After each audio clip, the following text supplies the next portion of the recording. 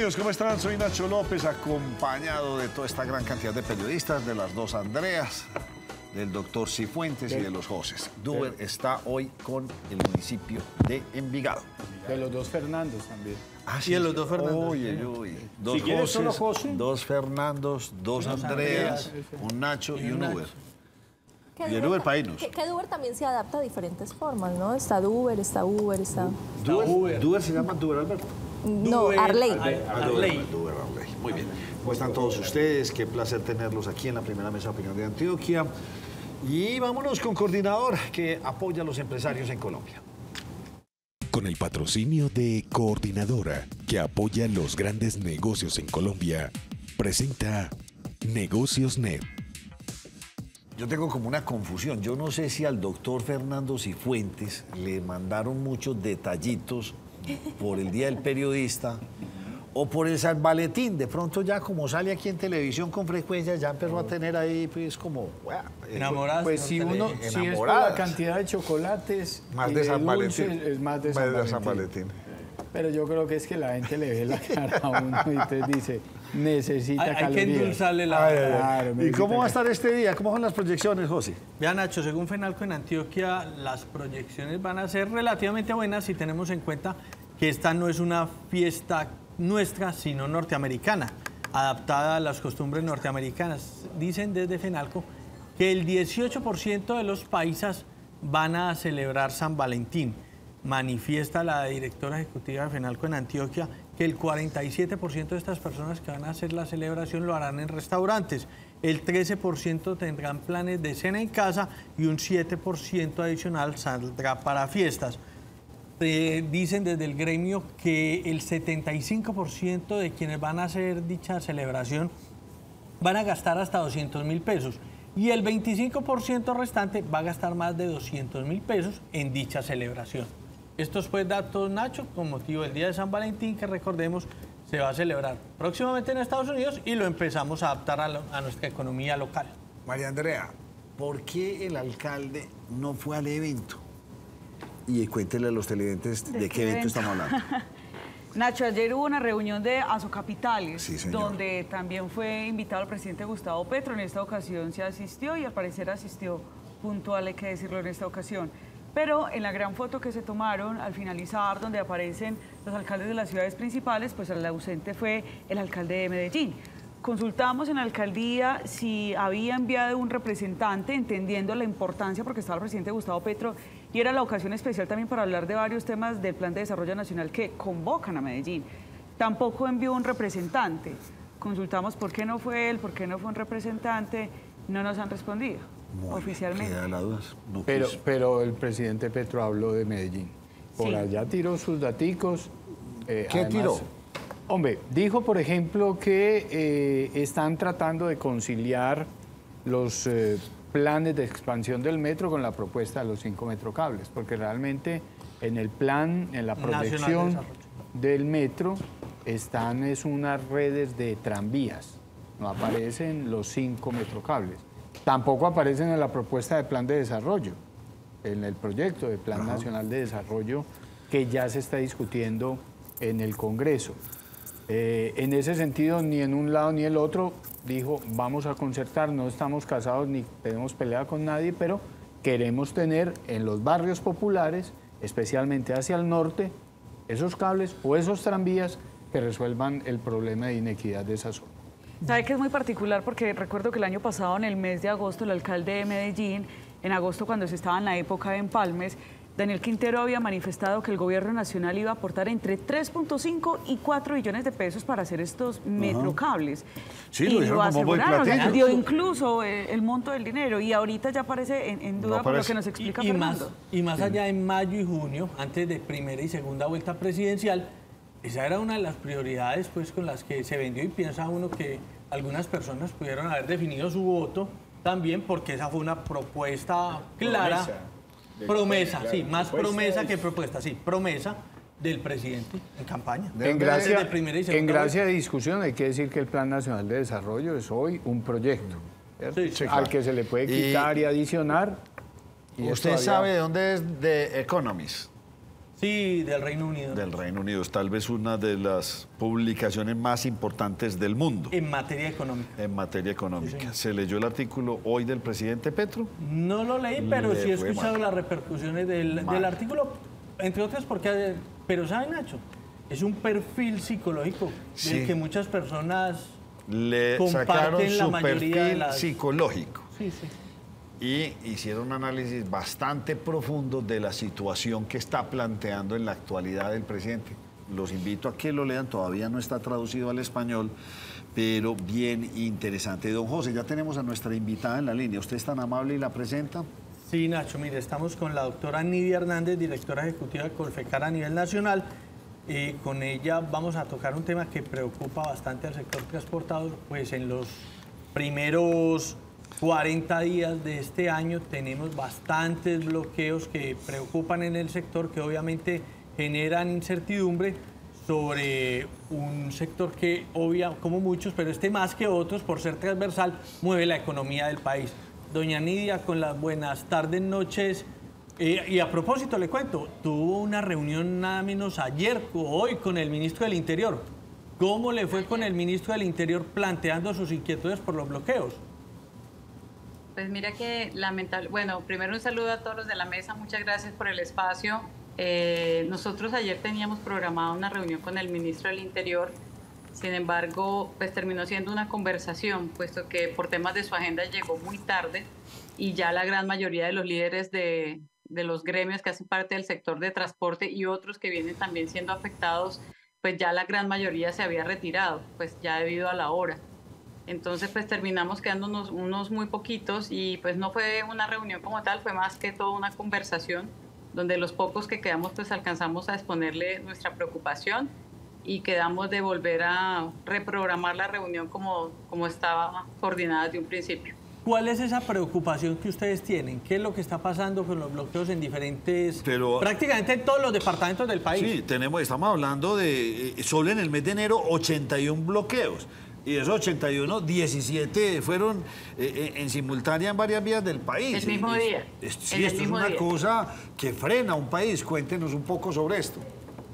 Correcto. En enero, como tú bien lo dices, tuvimos 81 bloqueos con el agravante que en un solo día tuvimos 17 bloqueos, lo cual pues generalmente pone en jaque pues toda la operación nuestra y no solamente la operación del sector transportador, sino también a todos los sectores de la economía, porque nosotros movemos desde los alimentos, los digamos animales, ganado, toda la parte avícola, porcícola también se está viendo afectada, el agro, porque pues también todos los alimentos se están pudriendo en la mitad de los bloqueos. Y lo más grave es que ahorita en febrero, en los 10 primeros días que llevamos, pues ya tenemos 42 bloqueos acumulados. Entonces vemos que febrero inclusive en la tendencia en la que va a terminar siendo peor que enero al paso que vamos. Y les comento algo que ocurrió hoy, que es lo más increíble de todo. Una sola persona tiene bloqueado el acceso al puerto de Agua Dulce en este momento. En tiempo real estamos viviendo este bloqueo y solo una persona está bloqueando la vía. ¿Dónde? Lo que nos parece increíble es que las autoridades no actúen. No entendemos por qué razón permiten que una sola persona afecte al sector de transporte y al de comercio exterior. ¿Y en dónde es esto? En Buenaventura. ¿Una sola persona está bloqueando una vía? Una sola persona. ¿Y en Buenaventura? En este momento tiene bloqueado el puerto. Y explíqueme algo, ¿cómo una persona bloquea el puerto? O sea, va y pone el carro al frente de la vía y ya la bloqueó, deja dos llantas y bloquea. No, lo fácil, pones unos palitos o una estructura metálica, en este caso es una estructura, parece que es metálica, y el señor con un machete tiene bloqueada la vía y la autoridad no le puede hacer nada, ni lo tocan, ni le dicen nada, y ahí estamos todos. ¿Se conocen razones para él iniciar ese bloqueo? Pues dice el señor, parece ser, porque bueno, te digo, parece ser que el problema es que tiene un tema con un lote y su problema es con la alcaldía. Esto ya se le notificó a la alcaldía desde que arrancó el bloqueo, pero nadie aparece y las autoridades tampoco actúan. ¿Cuándo se volvió ya un hábito que todos los problemas sociales, políticos, económicos del país se resuelven bloqueando la vía? Pareciera que cualquier tipo de protesta tuviera como fin último bloquear la vía, cualquiera sea. es salir y bloquear. ¿Por qué? ¿Cuándo? Exacto. Digamos que, siendo sinceros, digamos desde hace tiempo las comunidades vienen generando como, o viendo esa alternativa como la solución a sus problemas. Lo que nosotros le manifestábamos al ministro del Interior era que nos preocupaba muchísimo que este año en particular hemos sentido que los bloqueos se han vuelto mucho más frecuentes y lo peor de todo, más prolongados en el tiempo. Eso es lo que realmente nos tiene más preocupados. Digamos que antes los bloqueos, digamos, eran, digamos, manejados a través de la autoridad, llegaban y trataban de despejar la vía, porque es que hay que tener en cuenta que si bien es cierto la protesta es legítima, no es legal cerrar una vía nacional. Eso es ilegal. Eso está penalizado en el Código Penal. Entonces, pues claramente lo que estamos notando en esta ocasión o en estos bloqueos que nos tienen azotados este año es que realmente la autoridad no está actuando. ¿Por qué razón? Porque, digamos, la estrategia del gobierno es, digamos, manejar los bloqueos a través del diálogo. Y como se lo he dicho a la viceministra, que ya hemos tenido la oportunidad de sentarnos con ella, la viceministra del Interior, si bien es cierto, entendemos que el gobierno quiera agotar el tema del diálogo, lo que no puede ser es que primero la comisión del gobierno, cuando llega, ya llega 72 horas después de que ya la vía está cerrada. Y fuera de eso, en la gran mayoría de casos, las personas que están en la mitad de la vía, en ese bloqueo, les toca esperar a que negocien y lleguen a una solución para que finalmente puedan abrir la vía, y eso es algo que también nosotros venimos solicitando. O sea, la vía tiene que abrirse de manera inmediata y que tampoco es posible. O sea, está bien que lleguen 200 personas a cerrar una vía. Listo, eso se vuelve inmanejable. Pero es que mira lo que estamos pasando hoy. 5 personas, 10 personas, o en el caso del colmo del día de hoy, una sola persona está bloqueando la vía. Si le entendemos bien, entonces en estos últimos meses están primando los intereses individuales sobre los colectivos en las vías de nuestro país. Correcto, y esa es una inquietud que también se lo manifestamos a la viceministra. Ella, digamos, entiende pues, digamos, la necesidad que tienen las poblaciones para llegar a este punto, pero nosotros también le cuestionamos, bueno, y los derechos humanos de las personas, de las miles y miles de conductores, o por ejemplo en el caso de los pasajeros de los vehículos particulares o pasajeros de los buses que quedan en la mitad de los bloqueos, ¿qué pasa con ellos? Y lo más importante también, ¿quién va a responder por nuestras pérdidas económicas? Eso es un tema que tampoco entendemos quién va a resolver este tema y es algo que el gobierno todavía no nos ha resuelto. ¿A cuánto ascienden esas pérdidas a la fecha? ¿Tienen cálculos? Mira, estamos tratando de consolidar porque las pérdidas son de muchos sectores, no solamente el transportador, que tampoco ha sido fácil de calcularlo porque tampoco podemos tener un estimado real de cuántos vehículos están quedando en la mitad de los puntos de bloqueo. Entonces no ha sido tan sencillo y estamos tratando de consolidar también con los otros sectores, alimentos, avícola, porcícola, inclusive el sector del turismo se está viendo afectado por esto. La gran mayoría de los colombianos cuando se van de vacaciones se van por carretera y están pasando sus vacaciones en la mitad de un bloqueo, desgraciadamente. Y ante este panorama que pareciera agravarse, entonces, ¿hacia dónde tiende el futuro, por lo menos de la movilidad en el país? Porque usted lo ha dicho, pareciera que febrero va a terminar con unas cifras peores que en enero y no parece tampoco que el gobierno esté entregando como unas respuestas muy inmediatas ni efectivas. Pues realmente eso es lo que esperamos que nos resuelvan desde el Ministerio del Interior. Hemos también hecho un llamado al Ministerio de Defensa, al Ministerio de Comercio. Mucho hemos hecho el llamado a todos los ministerios, al mismo presidente Petro, porque realmente esto se está saliendo de las manos y claramente va a afectar la economía y claramente esto va a hacer mucho más costosos los productos, como si ya no fuera suficiente la inflación que estamos viviendo en este momento. ¿Existen algunas vías más afectadas por esto o algunos territorios? Hemos visto que hay unos departamentos que han sido más críticos que otros. Claramente los departamentos de La Guajira, Córdoba, Antioquia han sido más afectados porque los bloqueos han durado muchísimo más tiempo. Estamos hablando de un promedio de 450 horas aproximadamente. Pues bien complejo este dilema. ¿Cuántas personas viven de este negocio o de esto que usted representa? De este sector de la economía. Pues nosotros hemos estimado que las personas que hacen parte de nuestro sector superan 1,5 millones de personas No le aproximadamente. creo. Pues eso Sí, es, una claro. es mucha cantidad. Claro. ¿Y distribuidos o representados en qué? Estamos hablando ¿Conductores, de que montallantas o en qué? No, estamos hablando inclusive solamente de las personas que trabajan de manera directa en el sector de transporte y de logística. Pero si a eso le sumamos el ecosistema de todos los actores que viven de nuestro sector, es decir, las personas que ayudan en cargues y descargues, montallantas, talleres, concesionarios, no, pues obviamente esto se multiplica demasiado.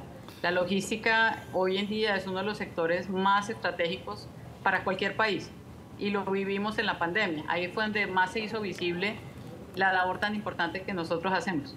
Pero, Qué pena. Y ante la reunión que tenían, que usted nos dice terminó en un breve conversatorio, ¿qué soluciones o qué les plantearon desde el ministerio?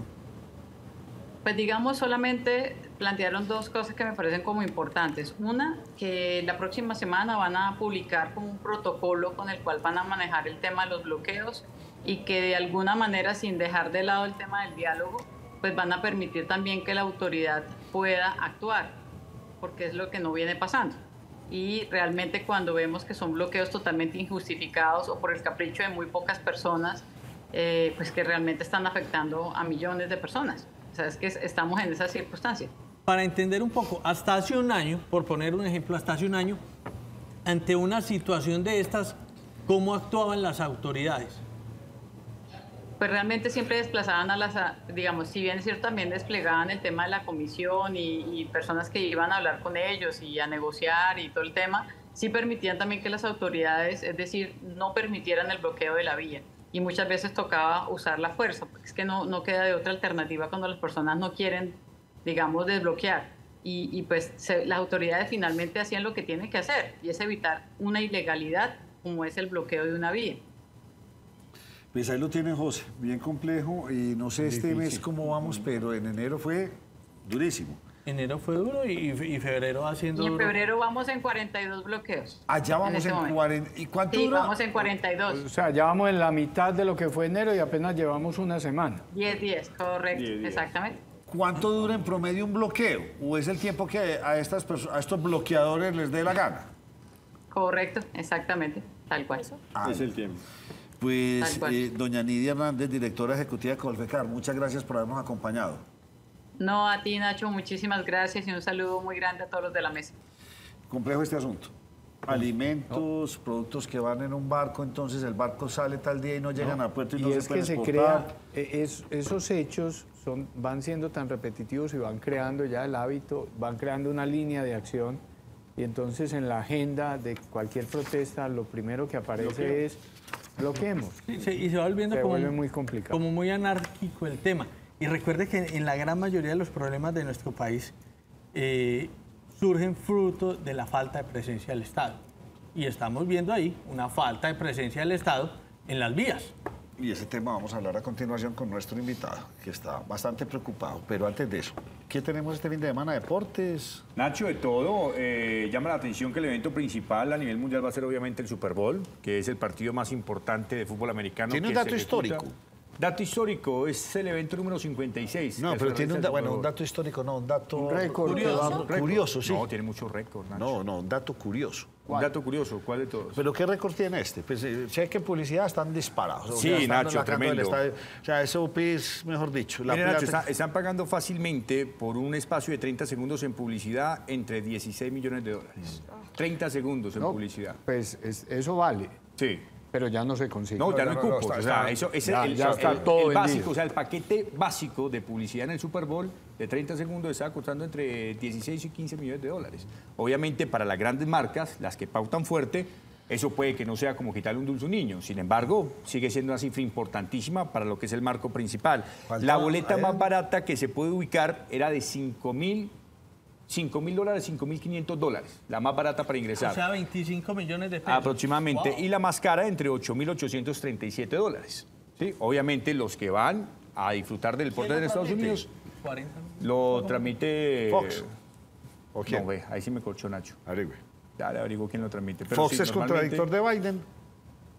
Sí. Fox es, Sí. Es decir, Y es lo- la no, única- pero es lo en que el pasa es que- único y Lo que pasa evento. es que depende de qué Fox estemos hablando. Sí. Porque No, no acuérdese Fox que Sports, sino Fox Noticias. News. la Fox News, Pero es lo sí. mismo, Nacho. Fox No, News no, es sí, pero páreme tiene bola al cuento tendencia ese. republicana. ¿Por qué este evento tiene eso? ¿Por qué qué? Tiene algo de raro con eso. Porque es el único evento deportivo donde el presidente habla y siempre da una entrevista antes del Super Bowl. Y resulta que este año lo tiene la cadena Fox News, ¿sí? Que es oposición a Biden. Entonces, Pero, la bueno, pregunta eso es que se estaban interesante, dando... Pero no es la primera vez, pues, que... No, que les primera toca un vez republicano. que le toca a la oposición hacerle una entrevista al Bueno, presidente. teniendo Ningún fondos presidente antes siempre habían tenido la cadena y eran afines a esa cadena. Este año no. ok. Y se están preguntando si Joe Biden va a dar esta entrevista y cómo la va a dar. Muy interesante el dato. Y el otro curioso que les tengo, primera vez desde que se juega esto, que se van a enfrentar dos hermanos. Ah, ok. Dos En hermanos. cada equipo hay en un en hermano. un equipo hay uno. Primera vez en la historia. Y primera vez en la historia que los quarterbacks, que no sé qué es eso, son afroamericanos. Nacho, Primera muy vez en importante la saber qué es eso. ¿Ah? No, el, Sí, el ¿no? quarterback es como el armador. El armador. Es el son que hace los pases, está afroamericanos. detrás de la línea defensiva y es el que hace le el juegan pase a todo eso. a los corredores que se abren por la línea. Vean, no Yo es que había tampoco visto sé. Fernando y Fuentes No, de tampoco Capa. es que Sí, sepa sí, mucho. de no, eso. pero es que Lo poquito que he eso visto. no puede ser todo, puede ser reneguita y el pibe y el bien. No, hay que tremendo todo eso que pasa. Fatih Y es- Mohamed, creo, tiene Mohamed, esta es el política que más- metida, mire, y el show central de ese evento se la gastan toda. ¿no? O sea, usted nunca va a ver en el internet un partido de fútbol un show como el que meten en esto. Eso se la... Ni en la final de un toda. mundial. Ni en la final de un mundial, sí. Sí. Hacen muy buena apertura al mundial, sí. hacen muy buena despedida, pero no hacen ese show. Que a los gringos les gusta hacer el show en todos los eventos. ¿Usted qué noticia me tiene antes de traer a nuestro invitado? Le tengo un histórico fallo que presentó la Corte Suprema de Justicia con relación a un inusual caso que se presentó en Manizales. Ese caso fue en 2017. Mire, el fallo lo que está diciendo es asistir un suicidio no constituye un homicidio. Y eso se da en relación de la muerte que se dio pues de manera temprana de una joven de enfermería, una joven estudiante de enfermería de tan solo 20 años que en el 2017 tomó pues la determinación de terminar con su vida. Para eso pidió ayuda de un habitante de calle, el señor Hernán Ramírez Carvajal. Él la acompañó a un motel de esta ciudad. Allí ella, pues no voy a entrar en detalles, pero realizó el acto que al fin y al cabo acabó con su vida. Él fue el quien la acompañó, al parecer ella le habría pagado 140.000 pesos por acompañarla y luego de que la Corte estudiara el caso porque él había sido acusado de homicidio, ha determinado que asistir un suicidio no constituye en ninguna circunstancia un homicidio. Don José, ¿qué tiene usted para contarme? Nacho, precio del dólar, le cuento que el dólar se alcanzó a negociar por encima de los 4.800 pesos. Alcanzó a subir a los 4.802, cerró a 4.801 y se promedió a 4.777 Se pesos. quedó Esa ahí será la tasa apalancadito. representativa Ahí del se quedó mercado. apalancado. Menos mal no se conoce conmigo porque si no ya estaría apalancado. ¿Qué más tiene usted para contarme de fútbol este fin de semana? Este fin de semana, Nacho, juega la Liga, Atlético Nacional, recibe la visita del Deportivo Cali, el poderoso se enfrenta al Envigado, Jefferson Duque analiza el próximo compromiso del cuadro verde de Antioquia. Escuchemos. Bueno, No lo tenemos. no lo tenemos. Ojalá sí lo tenga Ese Nacional es el haciendo análisis goles. de Jefferson. Sí, Duque. sí, eso es lo que hay por contar con el partido frente al Deportivo Cali. Pero Mariano. no nos vas a decir nada de la selección Colombia. ¿o? No va a Que decir clasificó, nada. ya esa, ve, no, me No me pasa le- nada. no, pero Ya, le- ya, le- ya, no, ya, le Pero logró José, empatar a ese Brasil. clasificó, no clasificó, hermano. Pero bueno, sí está bien. Se va a jugar el Mundial en Indonesia. Aplauso para el profe Cárdenas. Ayer, hombre, Gustavito votó penal.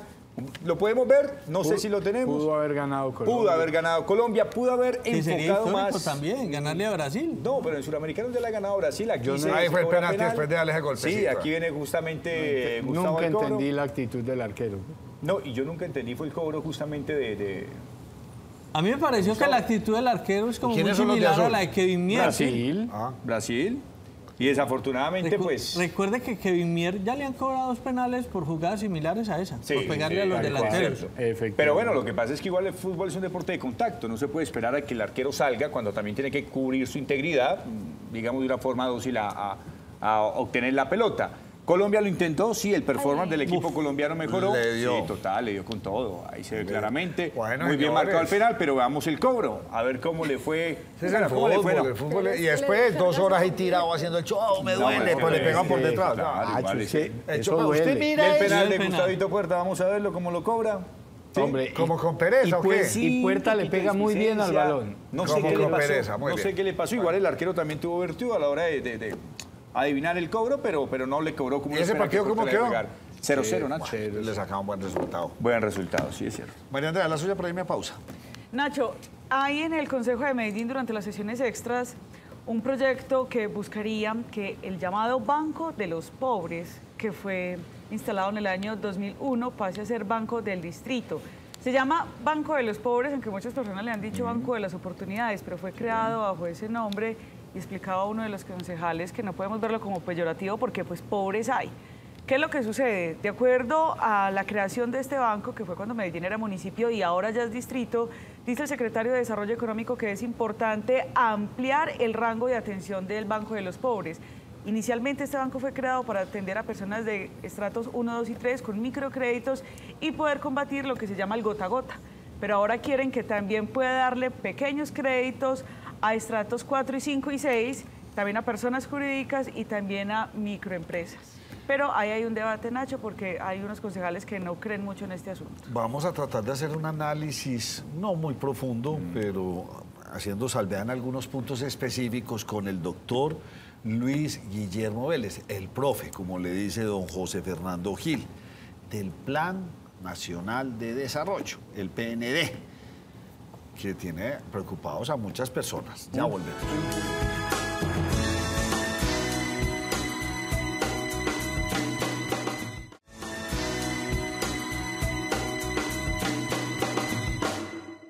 Estén ahí señalados. Bueno, y continuamos. Aquí en la primera mesa de opinión de Antioquia. Hoy el profe Vélez, el profe Luis Guillermo Vélez, columnista, especialista en temas energéticos, economista. Aquí lo tenemos en la primera mesa de opinión de Antioquia. Profesor Vélez, ¿cómo me le va? Nacho, bien, muchas gracias. Y gracias por invitarme, pero primero que todo permítame felicitarlos. Con un día de retraso, pero felicitarlos pues por el Día del Periodista, por ese trabajo tan importante que hacen ustedes. El periodismo es fundamental para la preservación de las libertades. Y en esta época en que hay tanta mentira suelta, en que tenemos esas redes tan descontroladas, el trabajo de ustedes serio, documentado, importa muchísimo más. Entonces, nuevamente, felicitaciones por el día de a ustedes, los herederos de don Manuel Socorro Rodríguez. Muchas gracias. Miren, todos los gobiernos tienen que presentar unos planes de desarrollo. Municipios, Medellín, cualquier departamentos. ¿Qué es el plan de desarrollo? Hombre, ¿en qué vamos a trabajar este año? ¿Sí? Vamos a hacer esto en infraestructura, en salud, en fin. Y ahí se plantean una cantidad de propuestas. Estas propuestas, por lo general, por ejemplo, en el caso de la ciudad de Medellín, el alcalde con su grupo de especialistas las elaboran y se las presentan al Consejo de Medellín. Sí. Y este le da el visto bueno. Lo mismo pasaría con el gobierno nacional. El presidente la tendrá que presentar al Congreso. Pero salen varios temas. Yo aquí tengo un montón de números que en estos días los dije aquí en la mesa porque creo que este plan de desarrollo no sé cuántos artículos tiene, son bastantes, José. ¿Cuántos Más de tiene? 240. Más de 240 y aquí tenemos algunos. Yo les voy a hacer un abrebocas con el primero, el 46. El artículo 46 del plan de desarrollo habla del sistema de transferencias. Crees el sistema de transferencias bajo la dirección y coordinación del Departamento Administrativo para la Prosperidad Social, como el conjunto de políticas, programas, planes, proyectos y actores orientados a la entrega de transferencias monetarias y transferencias en especies. Y ahí viene una gran descripción. Eso es conocido en el país.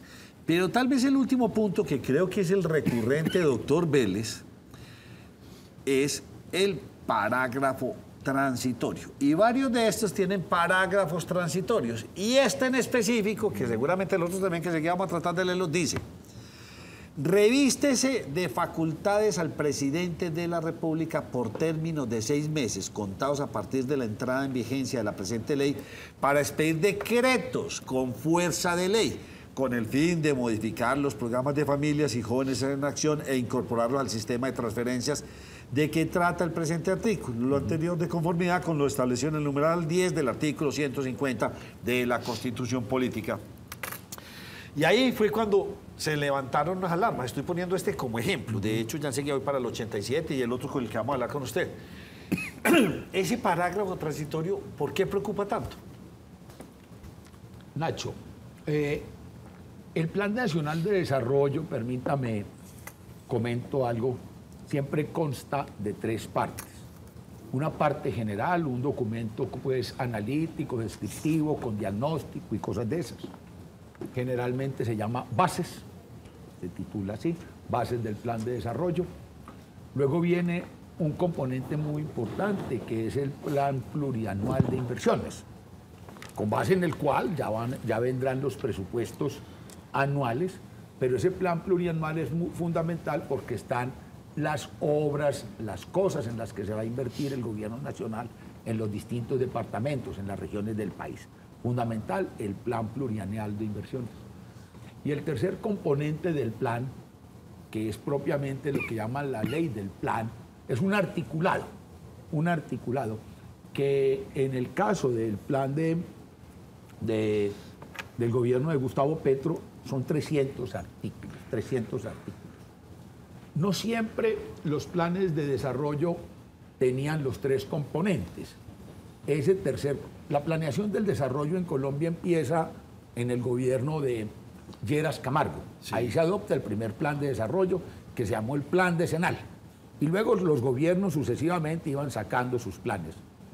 Hasta que en 1991 viene pues la famosa reforma constitucional del 91 y hay un decreto, hay un artículo que es muy importante en esa Constitución, el artículo 150 sobre funciones del Congreso, donde dice: aprobar el Plan Nacional de Desarrollo de Inversiones Públicas que hayan de emprenderse o continuarse, con la determinación de los recursos y apropiaciones que se autoricen para su ejecución, las medidas necesarias para impulsar el cumplimiento de los mismos. A partir del plan de desarrollo de Andrés Pastrana, esa parte de las medidas necesarias se interpretó como una autorización a modificar, añadir o suprimir los artículos de leyes preexistentes que se consideraran necesarias, esa modificación, esa adición, para hacer avanzar el plan. Entonces, eso se hacía durante el periodo de vigencia del plan. Entonces, lo hizo Pastrana, lo hizo después Uribe I, Uribe II, en fin, todos los gobiernos metieron eso. Eso dio lugar, Nacho, a una práctica legislativa fea, porque ya la gente, tramitar una ley o un proyecto de ley cualquiera, pues tiene sus riesgos en el Congreso. Entonces empezó a aparecer el truquito: metámoslo en la ley del plan, metámoslo en la ley del plan. Entonces, en esta ley del plan hay metidas, ¿sí?, parebolas, ¿cierto?, 81 artículos adicionales, 81 artículos nuevos artículos, 35 adicionados y derogados expresamente 80. Se coge todo el universo legislativo y se cambia allí. Eso es muy problemático porque la deliberación legislativa para abarcar todas esas cosas se complica. Y como al mismo tiempo, Nacho, se está discutiendo el plan plurianual de inversiones, que es a lo único que básicamente le prestan atención la mayor parte de los congresistas, porque son los recursos que se van a ir para su región, el puente, la cosa, esta cosa. Entonces el poder del gobierno de presionar, de coaccionar el Congreso con ese instrumento es muy grande. Entonces la capacidad de legislar objetivamente, no solo... Entonces uno no puede hablar de que haya una cosa que es fundamental en las leyes, unidad de materia, Nacho. El artículo 158 de la Constitución dice que debe haber unidad de materia, pero aquí usted encuentra artículos sobre servicios públicos, sobre comercio, sobre todo lo humano y lo divino. Entonces eso es una dificultad. Entonces esto era una práctica que venía. Luego a esta práctica, que ya es de por sí es aberrante, se le añade la práctica de las autorizaciones para legislar por decretos con fuerza de ley. Ese fue lo que yo le leí. Lo que usted me leyó. Muy bien. Lo que usted me leyó. Y hay una autorización tremenda en el artículo 298 que otorga facultades extraordinarias para expedir decretos con fuerza de ley sobre 13 materias, incluida una que dice crear, escindir, fusionar, suprimir, integrar entidades de la rama ejecutiva o modificar su naturaleza jurídica. Es decir, una reforma administrativa completa. Entonces está esa autorización.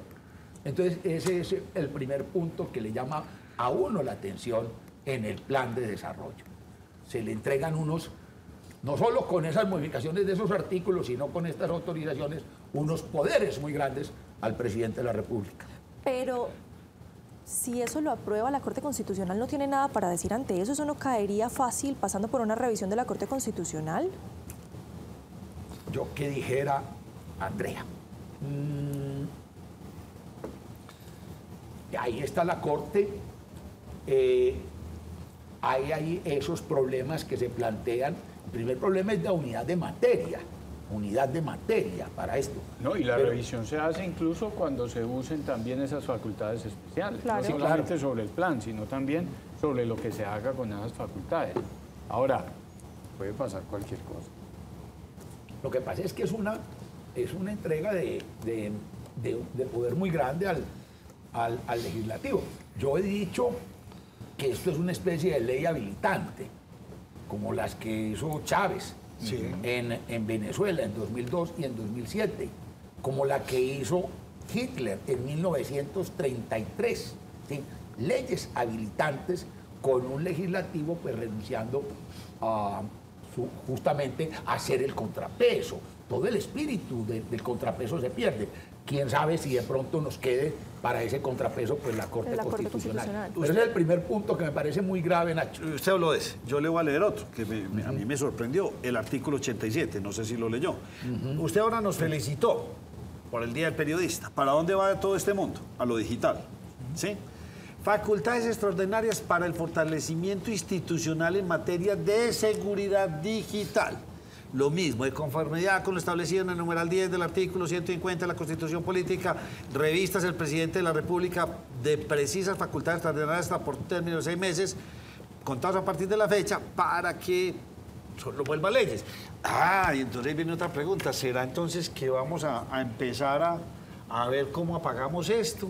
¿Qué tan específico? ¿Qué puede ser? Porque, o sea, ¿qué se ha hablado? Se ha hablado de la bodega, se ha hablado de esto, de lo otro. Pero ¿qué tan específicas son esas facultades? Porque en este último artículo que usted dice parecen muy generales. Y eso sí, de dar cheques en blanco, pues no es nada recomendable. Distinto a lo que decía Nacho en ese primer artículo, el artículo 46, cuando las facultades son muy específicas para reformar jóvenes en acción, creo que era, o familias en acción. Eso es cierto, Fernando, había otros artículos en una versión original que yo conocí, en las que se hablaba, por ejemplo, de reformar la Superintendencia de Industria y Comercio y la Superintendencia Financiera y las superintendencias. Pero eso ya en la versión final desaparece y desaparece subsumido dentro de estas facultades generales. Entonces, claro, es una caja muy negra. Pero espere, yo le cuento una cosa. El país no es que no haya hecho reformas. Una reforma administrativa grande tiene que hacerse por decreto. Cuando la reforma administrativa de César Gaviria, que hizo una reforma grande, la hizo por decreto. Pero la ley que le dio facultades para esa reforma administrativa fue una ley muy específica en la que se decía lo que se iba a hacer con esos decretos. Y fue una ley exclusiva para eso. Para eso. Y la ley que permitió la otra reforma administrativa grande, la de 1968, de Carlos Lleras, también fue una ley específica. No metido, es que yo les quiero insistir en ese punto. Meter 300 artículos en un plan. Mire, por ejemplo, a qué horas usted va a decir, dice, deroga expresamente artículos, 80 artículos. Y ahí está, ¿quién los va a buscar, por Dios? Y fuera de eso, después, para estar seguro, pescando con dinamita, dice, y todo lo que les sea contrario. Entonces, en cualquier momento, un funcionario está diciendo, y dice, no, eso era contrario al plan, está derogado, se asume derogado. Es una cosa muy complicada para manejar el país y todo esto, y el trámite legislativo. José, en otras palabras, lo que usted nos dice es que con este plan lo que se quiere es que el gobierno adquiera, y acorde a lo que le manifestaba Andrea Sierra, facultades especiales sin tener un estado de excepción para tenerlas. O sea, como que se le quiere meter un gol ahí entre comillas, a la Constitución. Sí. Ese también es importante eso, sí, no estamos en un estado, es importante, no es un estado de excepción. ¿Sí? Y entonces se dan facultades para reformar un mundo de cosas sin estar en la condición de estado de excepción. Eso es importante. ¿Y la diferencia mucho? ¿Estado de excepción a esto? Pues en estado de excepción sí hay una diferencia, porque previamente el Ejecutivo ha de justificar, ¿sí?, las circunstancias o de orden económico, social, ambiental, político, que dan lugar a la declaratoria del estado de excepción. Y es temporal. Y es temporal y todo eso. Pero es que es muy importante, mira, está bien, todos los gobiernos han hecho esas modificaciones legales, pero no quiere decir que eso haya estado bien. Eso ha sido un pecado de nuestra democracia, un pecado de nuestra democracia que ha debilitado profundamente el legislativo. Y lo otro es poner a unos congresistas a aprobar unos artículos al tiempo que le están diciendo, ¿sabe cuánto hay para distribuir en las regiones? 780 billones. ¿Cuánto? Para su región no hay nada. Es que es un problema muy complicado. Es un problema muy complicado.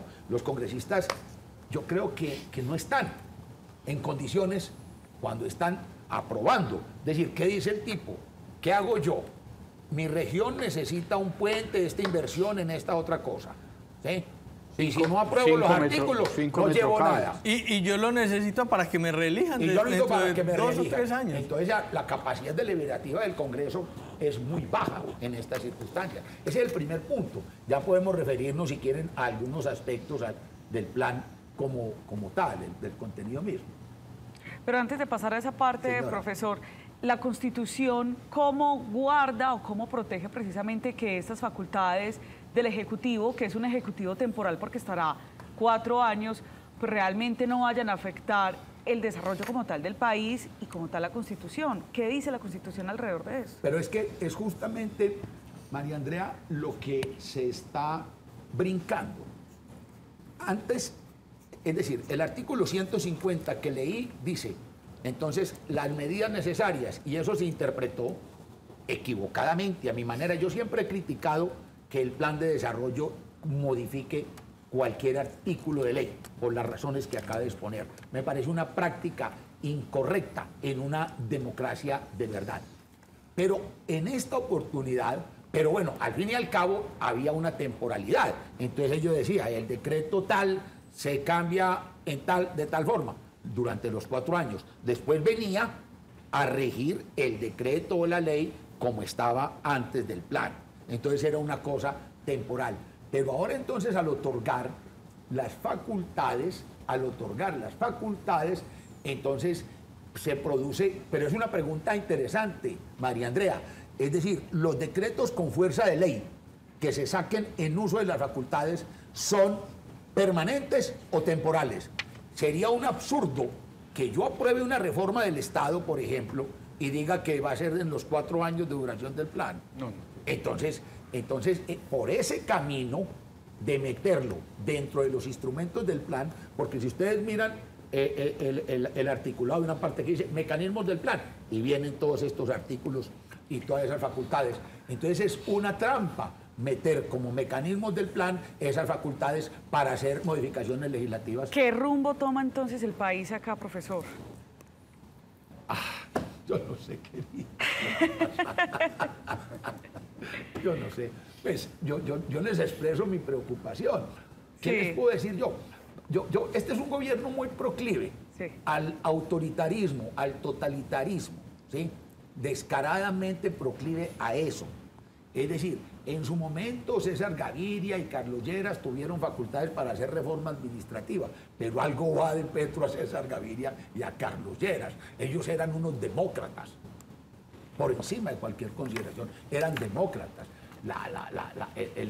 El talante democrático de Gustavo Francisco me parece bastante dudoso. Pero ese es el gobierno. En últimas, el contrapeso lo hace el Congreso. Ellos no... Pero, Fernando, puede ser, hombre, ¿qué más quisiera yo? Lo dice un esperanzado. Por eso, pero mira, ellos sacaron una bancada muy grande, pero no era suficiente. Les tocó irse a hablar con Y conservadores, en menos, antes de que se instalara el Congreso, ya tenían filado a todo mundo. Sí, señor. Una bancada aplastante.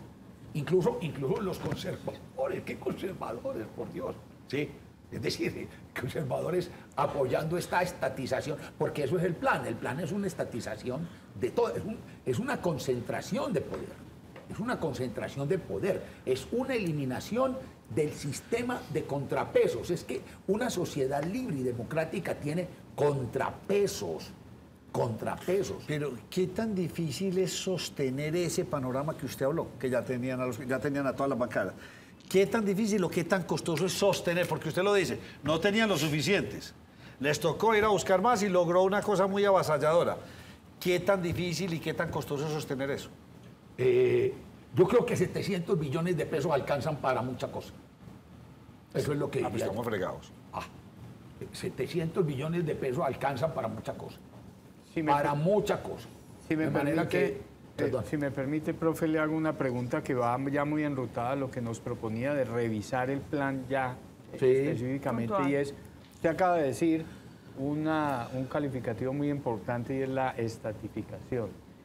¿Eso no responde al modelo de país que Gustavo Petro presentó a los electores o es que los electores no sabían? Porque hasta donde yo he escuchado a Gustavo Petro, su propuesta es fundamentalmente esa, un Estado fuerte, un Estado que concentra funciones y un papel cada vez más protagónico del Estado, frente a otros modelos de país, como por ejemplo el del presidente Uribe, que siempre ratificó y dijo hay que hacer que el Estado sea cada vez más delgado, más pequeño, y que la iniciativa de los ciudadanos sea mayor. De la sociedad sea más grande. Ahí es una postura, digo yo, coherente con lo que él piensa o con lo que él propuso. Totalmente coherente. Aunque no me guste, es totalmente coherente. Entonces, por eso a mí me sorprende. Yo veo a Rudolf Gómez, ¿sí? Y que chillando. Yo le dije, pero vos no leíste el programa. Sí. Yo leí el programa de Petro. Todo esto que está haciendo estaba dentro del programa, está en notaría. Entonces, ¿de qué estamos asustados? No, por eso, vale. No, es que yo me asusté desde que ganó, pero yo estoy asustado. Yo no he hecho y no asustarme cada día más. O sea, pero no, es que primero la gente que anda, yo hay mucha gente que no entiendo. Yo no entiendo mucho. Ahora, ahí uno ve la mano, uno ve la mano de gente que trata de contener, de moderar. Por ejemplo, hay muchos artículos de gasto, ¿sí? Y como 35 de los artículos de gasto tienen una anotación, Nacho, que es ese gasto se hará sujeto al cumplimiento de la regla fiscal. Sí. Eso es Ocampo. Ocampo metió eso. Ay, métanme eso porque no nos volamos eso. Entonces, es decir, todavía hay en ese gobierno, pues, claro, los moderados son Ocampo y Gaviria, los sensatos Ocampo y Gaviria. Eso está muy complicado con esta gente. Pero Campos sí está haciendo ese contrapeso. Pues, sí, pero yo ¿qué le digo? A mí, pues, Ocampo me parece un gastón, un derrochador de la plata ajena, ¿cierto? Entonces, es muy incontinente en el gasto público, Ocampo. Pero sí, yo creo que es un poco más sensato que los demás. Permítame hacer una breve pausa y volvemos con ustedes y el Plan Nacional de Desarrollo, muy cuestionado.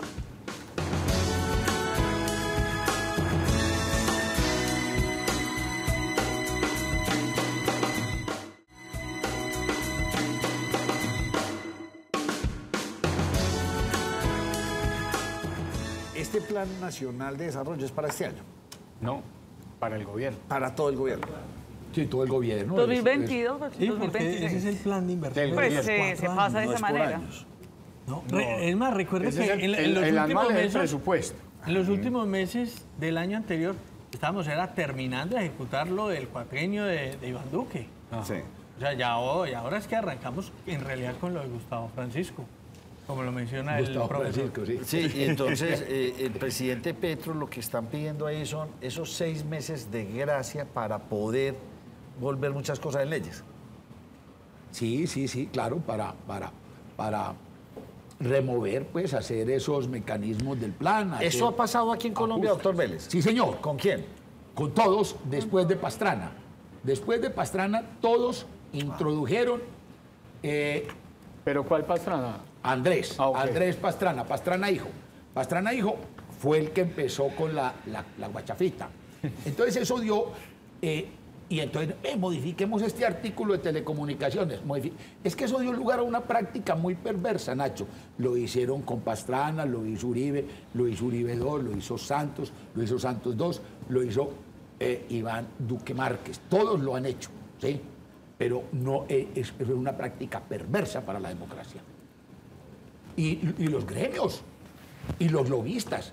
Nacho, yo fui lobista, yo trabajé en el Congreso, ¿sí? Y entonces a mí me daba pena buscar, y es que metamos un articulito ahí. Eso es legislar no es decente. Esa forma de hacer la ley. Ese es el famoso mico. Eso, claro, son los micos, porque no hay unidad de materia. Exacto. Mico se llama cuando no hay unidad de materia. Entonces, si tú dices que estás cambiando en servicios públicos, en energía, en transporte, en suministros, en drogas, no, ¿cuál es la unidad de materia, por Dios? Obviamente, qué pena, Nacho. En alguna medida se está sustentando en garantizar el proceso de paz, pues así lo sustenta, en erradicar la pobreza y en acabar con los 13 millones de toneladas de alimentos que se están importando en el país. Eso sí se logra en lo que se alcanza a ver del Plan Nacional de Desarrollo. Hombre, que se importen alimentos, eso está bien, porque lo que se importa se paga con lo que se exporta. El país tiene una balanza comercial en alimentos y agrícola superavitaria. Entonces, exportamos incluso más. Entonces, eso es una cosa que les dio a estos proteccionistas por inventar esas vainas. El proteccionismo económico no sirve sino para defender a los empresarios y a los productores ineficientes. Castiga al consumidor. Y esto me lleva a un artículo, que es el artículo 210. Y este artículo... Es decir, a esa altura ya uno está cansado de debatir. Pues, ¿no? Pero al pues que va a 210, discutir al 210, pero véalo aquí. ya Se uno llama, dice, Nacho, apruebe. arancel inteligente. Arancel inteligente y defensa comercial.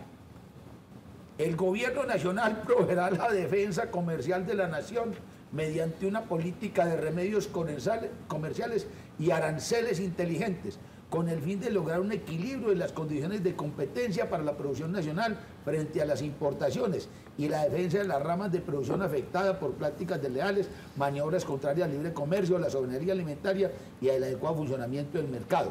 Está autorizado para adoptar medidas comerciales de carácter restrictivo de armamento por razones de seguridad nacional, incluyendo soberanía alimentaria, protección de la industria y el mercado. Esto lo hicimos durante 40 años.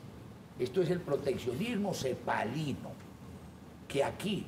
O sea, nos devolvemos 40 años. Pero por Dios, aquí había una época en la que los bienes se clasificaban en 3 categorías. Prohibida importación, Sí. porque había gente que la producía y fue pucha, entonces le vendían en el mercado. Licencia previa.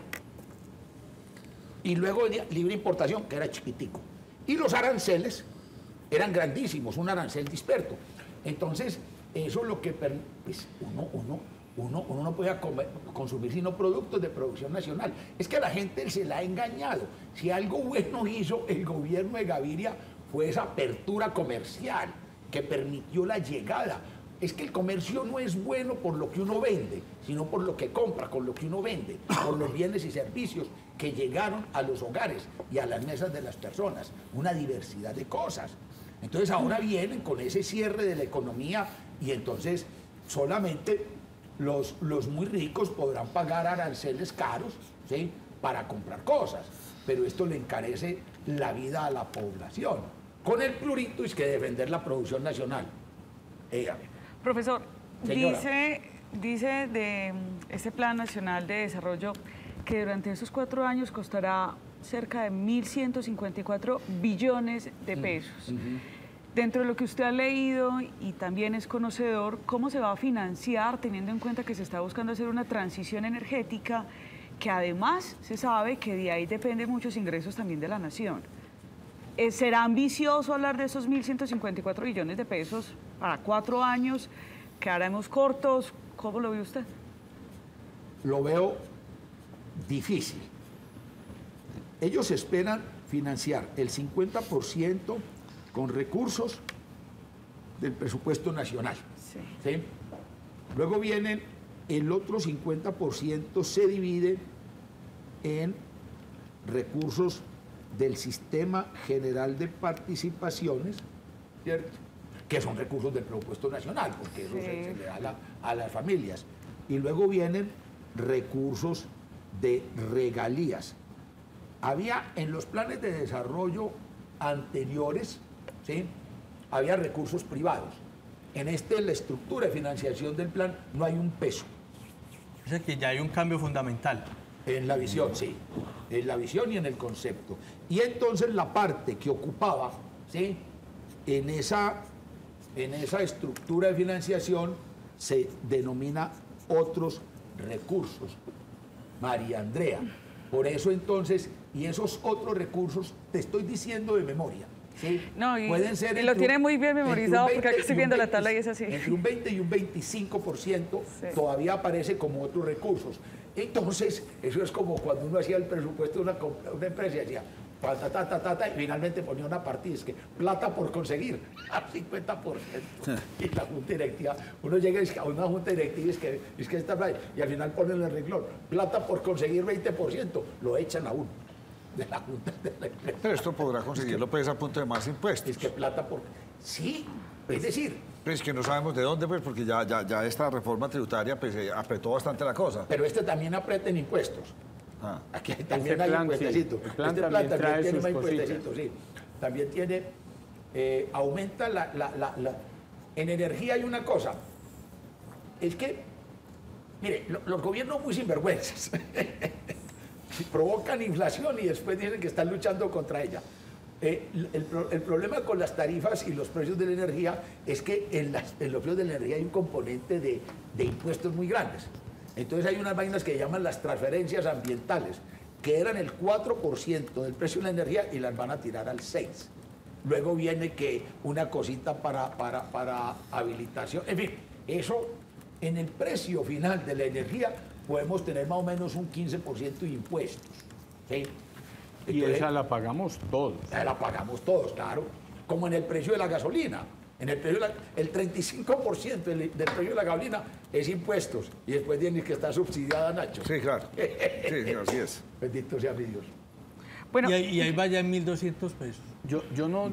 Hay un asunto que, Adicional. discúlpeme si lo meto en el terreno político, y tal vez la pregunta no es para usted, más para la bancada, y es, si está, como nos analizaba al comienzo, tan consolidado esa bancada en el Congreso, que hoy por hoy casi le da una mayoría al gobierno de Petro, pues ¿por qué no presentar estos proyectos por separado?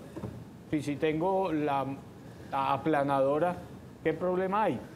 Eso sí, me garantiza transparencia en el debate y algún elemento más para la ciudadanía. Porque... ¿O porque aquí sale más rápido? No, porque están los 780 billones. Después después de eso, entonces, ¿cómo haces? Ya puede empezar el Congreso a mamar gallo, a procrastinar. Es decir, si vos vas a presentar...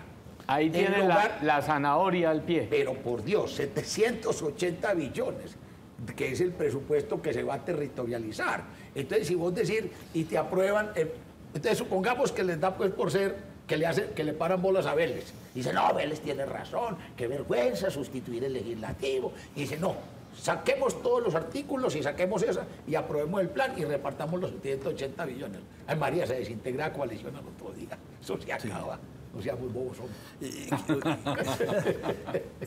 Reformas a diestra y siniestra, más este plan. ¿Cómo entender esa mezcla?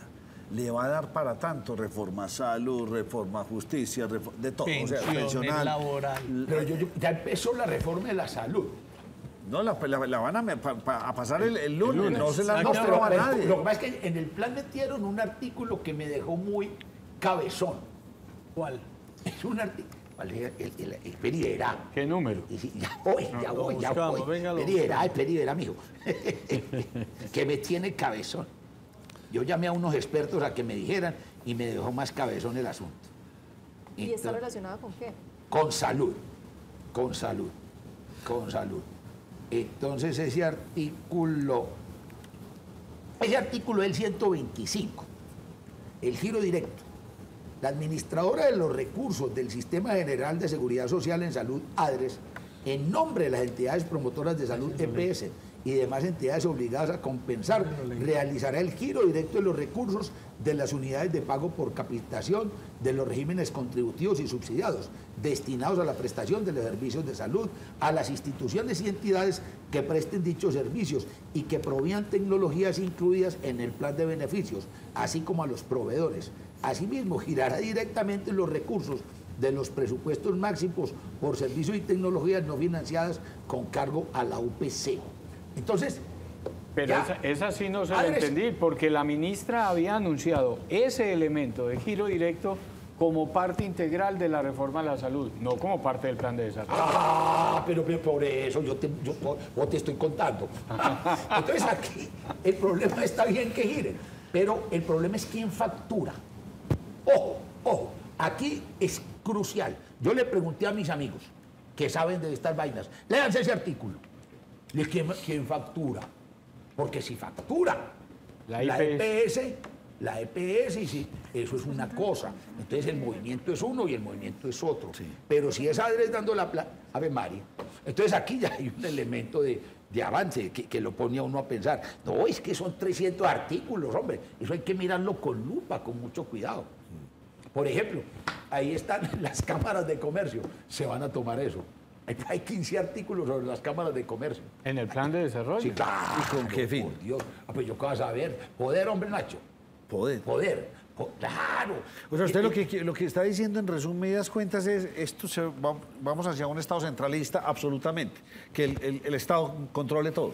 Hombre, yo no sé, como decía el... Pero es lo que está sucediendo ahora, igual somos centralistas. Sí, pero cada vez más.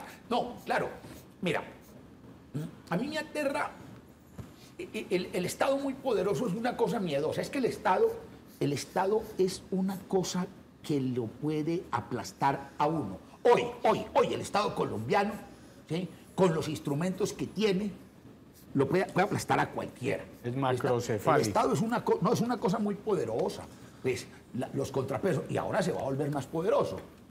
Entonces sí, todo dentro del Estado, nada por fuera del Estado, nada contra el Estado, como decía el viejo Mussolini.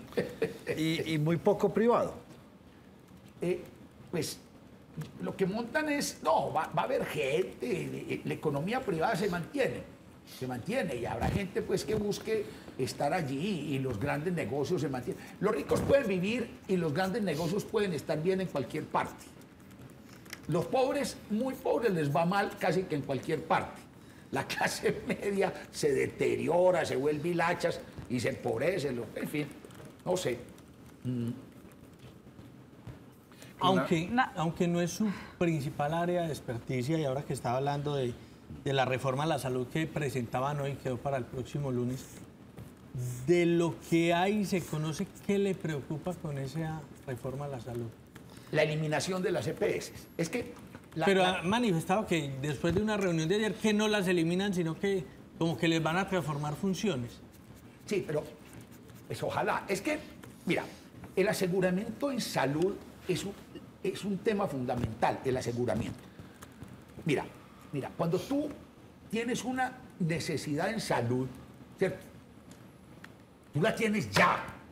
A nosotros nos pasó Ya. mañana, el infarto le dio ya. Y además, y a uno le dicen, ay, los antibióticos bajaron de precio. Uno no corre a comprar antibióticos, ¿para qué diablos? Sí. Y le dicen, ay, ve, las operaciones de corazón abierto están con descuento. No, uno no hace eso. Es decir, la salud, los servicios de salud son rarísimos, porque su demanda es completamente distinta a la de los demás bienes. ¿Sí me entiendes? Sí, me sí, entiendes? claro. Entonces, recuerda que los otros vienen la demanda, entonces si el precio no sé qué, y varía y todo, y uno puede cambiar. Pero en salud estamos prácticamente en poder del oferente. Eso se llama poder de mercado. El poder de mercado en salud es aplastante. Ahora, la salud, el problema de la salud se parece al problema de, digamos, un incendio, un terremoto o un accidente. ¿Sí? Cuando uno le pasa esa cosa, pues, ¿qué es lo que hace ante esos eventos? Pues se asegura.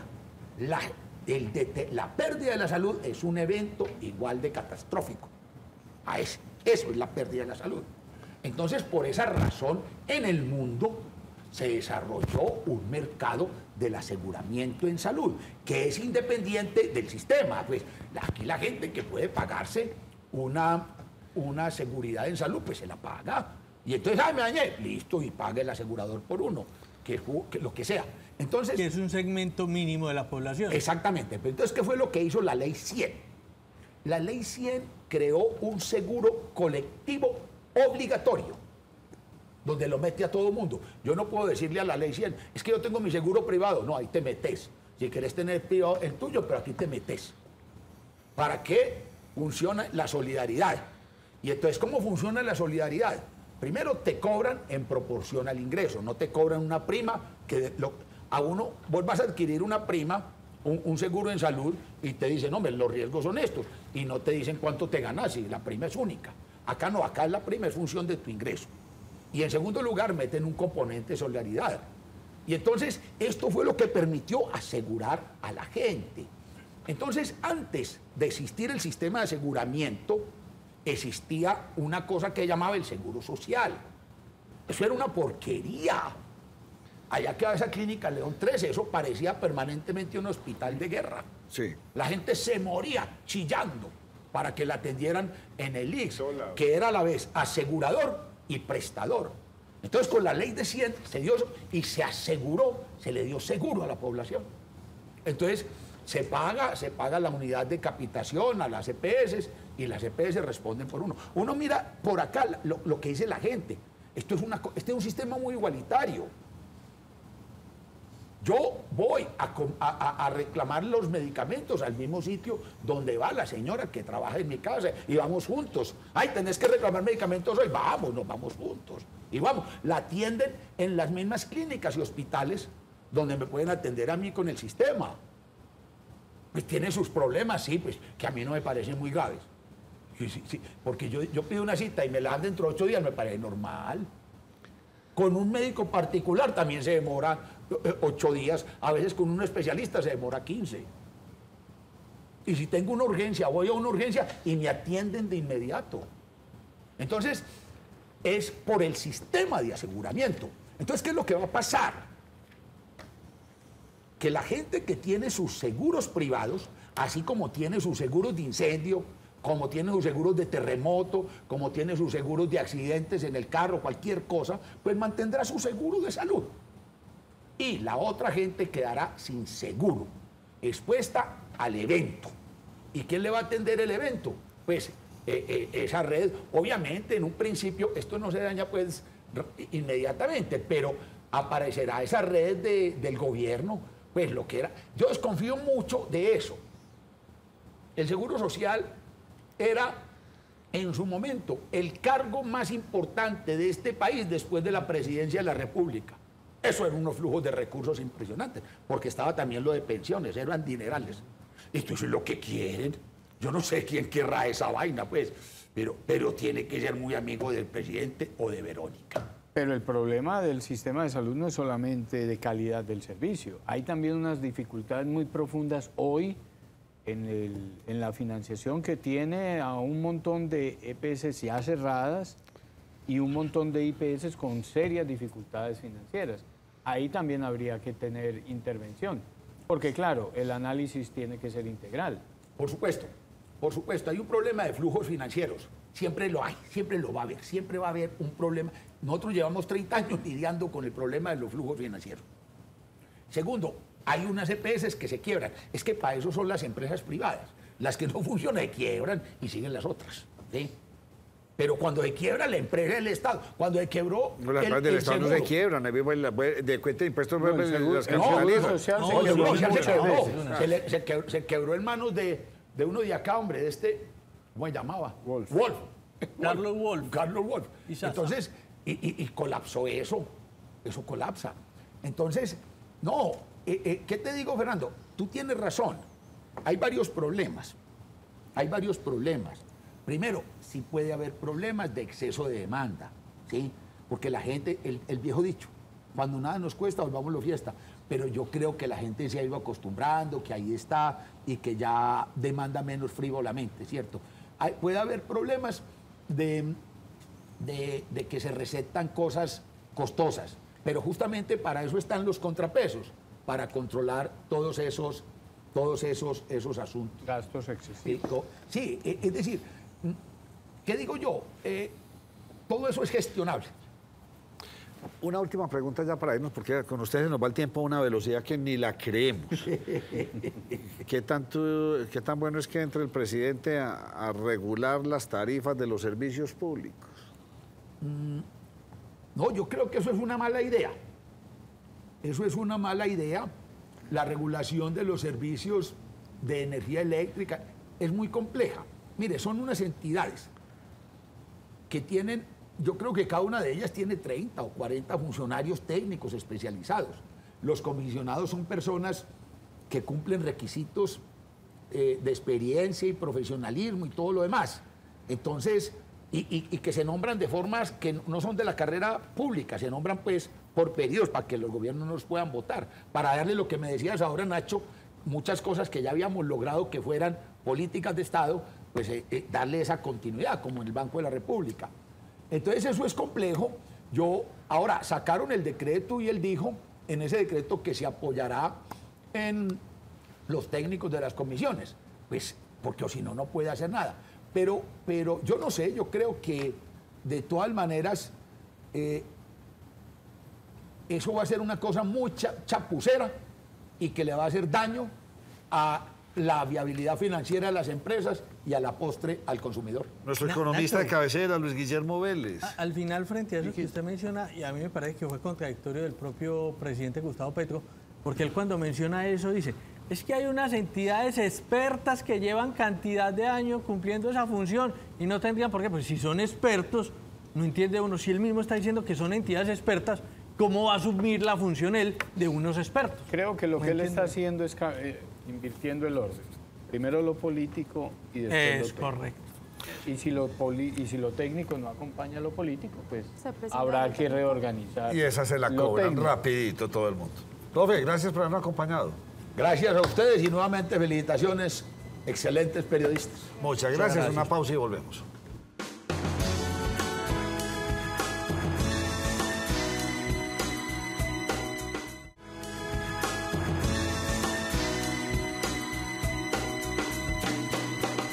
Con recomendaciones de salud oral y hoy vamos a hablar puntualmente de cirugía maxilofacial. Doctor, bienvenido, gracias por aceptar la invitación. Hola Andrea, ¿cómo estás? Buenas tardes. Doc, cirugía maxilofacial. ¿Para quién es una cirugía maxilofacial? ¿Qué pasó que el diagnóstico llegó ahí y nos están diciendo es que la última opción es una cirugía maxilofacial? Bueno, te cuento. La cirugía maxilofacial tiene varias áreas. Una de ellas, y la que hemos hablado hoy principalmente, es la cirugía ortognática, que es los pacientes que tienen alteración en la posición o el tamaño de los maxilares. Puede ser tanto de la mandíbula como del maxilar superior. ¿Cómo es la preparación? ¿Qué tiene que hacer una persona que ya sepa que ese es el camino? ¿Cómo se prepara previo para la cirugía? Generalmente estas cirugías van acompañadas de un tratamiento de ortodoncia con brackets. Entonces trabajamos el cirujano maxilofacial en conjunto con el ortodoncista. ¿Primero la cirugía y después el tratamiento? Bueno, ahí hay dos puntos importantes. Anteriormente se ha hecho primero la ortodoncia, por 8 meses o un año, luego la cirugía y se continúa con ortodoncia, por ahí otro año y medio. Actualmente estamos trabajando en la Clínica Vivar una técnica que se llama cirugía primero, que es muy chévere porque el paciente no necesita esa ortodoncia previa, sino que se ponen los brackets. 1 o 2 días antes se hace la cirugía y la ortodoncia es mucho más corta, nada más de 8 meses. Solo 2 días con los brackets previo a la cirugía, o un día incluso, puede ser un día incluso ortodoncia, brackets, la cirugía y luego continúa con la ortodoncia. Súper. Doctor, quienes nos están viendo, y lo tengo que cortar porque usted sabe que el tiempo en televisión es muy cortito, quienes nos están viendo y están diciendo, por tiempo, por facilidad, esa opción que me están dando es la que a mí me sirve, ¿en dónde los pueden encontrar a ustedes? Bueno, entonces nos pueden encontrar en la Clínica Vivart, en nuestra sede en el Poblado, en Torre Medical, consultorio 202, o ahora en la nueva sede en el Centro Comercial San Diego, en el consultorio 210 también. ¿Y los pueden encontrar también por WhatsApp? Por WhatsApp nos pueden encontrar, solicitar una cita de valoración y ya ahí les hacemos todo el plan de tratamiento. Doctor David, gracias por acompañarnos y aceptar esta invitación. Gracias, Andrea, a ti por la invitación.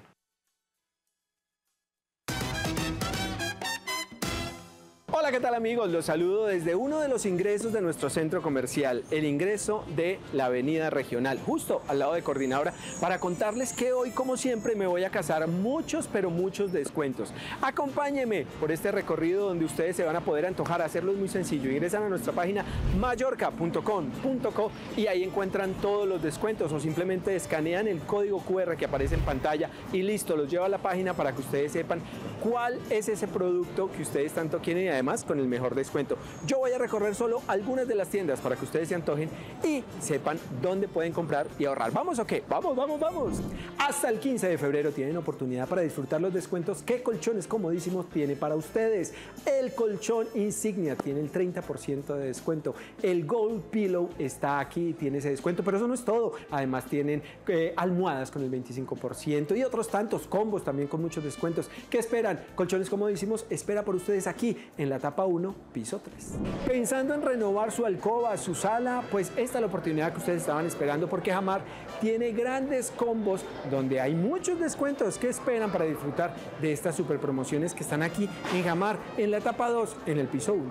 En nuestra tienda Rifle, durante todo el mes de febrero ustedes van a poder recibir hasta el 40% de descuento en referencias seleccionadas, pero eso no es todo. Hasta el 15 de este mismo mes ustedes van a poder recibir un bono de 50.000 pesos si hacen compras con cualquier medio de pago de 250.000 pesos. Y si lo hacen con el crédito de la tienda van a recibir 70.000 pesos de descuento. Ya lo saben, Rifle está aquí en la etapa 1, piso 3. En Home Century están de liquidación de locura. ¿Y saben por qué? Porque tienen descuentos hasta el 60% de descuento en referencias seleccionadas en toda la tienda. ¿Saben hasta cuándo? Hasta el 3 de marzo. ¿Qué esperan para disfrutar todos estos descuentos que Home Century tiene para ustedes aquí en la etapa 2, piso 3 y piso 4? ¿Qué esperan para disfrutar todos los descuentos que GMO tiene para ustedes? Si compran monturas van a poder recibir descuento en los lentes o incluso pueden recibir descuentos de hasta el 50% en gafas de sol. Ya lo saben, GMO está aquí en la etapa 1, piso 3. ¿Qué esperan para disfrutar el 50% de descuento que tienen referencias seleccionadas en Chamela? Chamela espera por ustedes aquí en la etapa 2, piso 3. En Calvin Klein Outlet, ¿qué están esperando ustedes para recibir todos los descuentos que la tienda tiene para ustedes? Sí, es una tienda outlet y es de Calvin Klein. ¿Qué esperan? Vengan, porque hay descuentos que van desde el 20 y hasta el 50%. Calvin Klein está aquí en la etapa 1, piso 3. En nuestra tienda Pandora ustedes se van a poder llevar un brazalete gratis. ¿Saben por qué? Por hacer compras de 965.000 pesos. Desde 965.000 pesos ustedes se lo van a llevar totalmente gratis. Ya lo saben, Pandora está aquí en el piso 3 de la etapa 2. En Raza te dicen sorprende a tu San Valentín. ¿Y saben por qué? Porque durante el mes de febrero ustedes van a poder llevar la promoción 2x1. Pagan una gafa y se llevan 2. Así como lo escuchan, además hay gafas desde 89.900. Raza espera por ustedes aquí en la etapa 1, piso 4. De vuelta a un cuerpo sano en la farmacia Pasteur. ¿Saben por qué? Porque toda la línea de cuerpo sano tiene un descuento hasta el 50% en más de 40 productos. Ya lo saben, una promoción válida hasta el 28 de febrero. La farmacia Pasteur está aquí en la etapa 2, piso 3 o en la etapa 1, también en el piso 3. Estos y muchos más descuentos están esperando esperando por ustedes aquí en su Centro Comercial Mallorca. ¿Qué esperan para cazar ofertas? Hacerlo es muy fácil, ya lo saben, solo tienen que escanear el código QR que aparece en la pantalla y listo. Ingresan a nuestra página, se dan cuenta cuáles son las tiendas, cuáles son los descuentos y se vienen para Mallorca, compran, ahorran y disfrutan de los mejores productos.